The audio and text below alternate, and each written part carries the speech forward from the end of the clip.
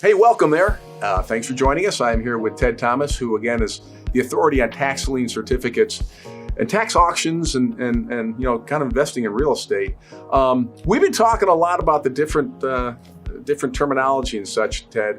Let's hear the other side, though. There's got to be some risks in buying tax liens. So what are the things people have to look out for? It can't be that easy. Yeah, well, first of all, it is easy, but if they can't tell you what the negative side of it is, you don't want to get involved in anything. You want to know both sides, whether it's a prescription or whether it's tax liens. All right, just the other day in the office, we were talking and we were discussing the state of Mississippi, and I'm going to use that state for this simple reason. In Mississippi, if people don't pay their tax, they're going to issue a tax lien certificate. And you remember, that's just a piece of paper. So they can issue that. So anybody can pay the tax on that property. So in Mississippi, if I pay the tax on somebody's property, I can earn up to 18%. Okay, but they pay the 18% over the whole year. So they get 1.5% in a month. So if those people don't pay me for the whole year, I'll earn 18%. That's the positive. All right, now I'll give you the negative. What if you bought the tax certificate and they paid you off in a month? You're only going to make 1.5%. So there's the negative. If they pay it off as soon as you did all your homework and you only made 1.5%. Okay. So the beauty of it is you're always going to get your money back because it's a tax certificate, or you're going to get the property. But that's a negative, and some people don't want to do that. Now, there's other states that you could look at, and you could buy in that state, and you can earn 20% in a month. And we'll talk about that on another video.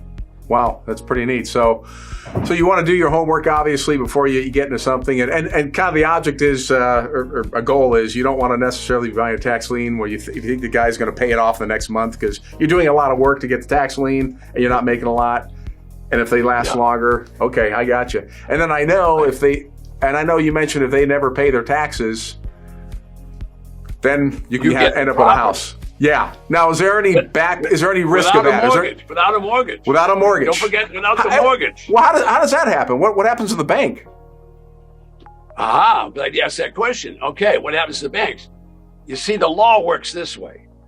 No tax can get in front of the property tax. The IRS can't get in front. Bank of America can't get in front. Doesn't matter who they are. Property tax is number one.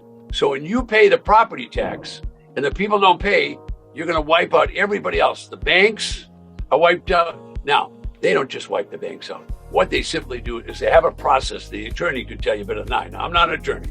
All right. They have a due process. So they send that bank a notice and say, look, this property's in tax default. Somebody's got to pay the tax. Now, the local government doesn't care who pays the tax. Either you pay it because you own the house or they'll pay it.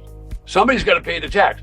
If you don't pay and the bank doesn't pay, you're going to own that property. That's the way it is. That's the law in all the counties in the United States. Wow. I didn't realize the bank has so much skin in the game in terms of losing a house if somebody doesn't pay property tax. It happens every day. For some reason, people think banks are well run. I don't know why they think that, but they're not. Well, listen, every time I talk to Ted, I learn something a little new. You can too, because we have lots more videos just like this one at his website. That's tedthomas.com. Come join us because we're gonna talk. We got a lot more things to talk about, and you can learn a whole bunch. We'll see you there.